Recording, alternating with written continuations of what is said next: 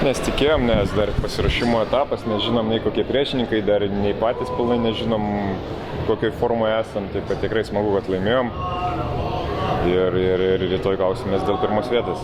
Tiesa, kad šiandien buvo gerokai geresnė forma negu. Na, žinot, varžovas atvyko be pusės savo geriausių žaidėjų, tai sunku labai šitas varžybas ir vertinti, todėl per daug nesidžiaugiam, tai yra vienas iš varžybų iki sezoninių, taip kad manau, kad viskas gerai einame į priekį. Tas iškilmingas pagirimas galbūt kažkiek įpūtė motyvacijos dar. Be abejo įpūtė, nes šiandien ir nepaprasta diena, kaip sakant, 70 metų jubiliejus, tikrai smagu, kad klubas tiek metų jau gyvuoja ir tikrai smagu žaisti šitam klubui.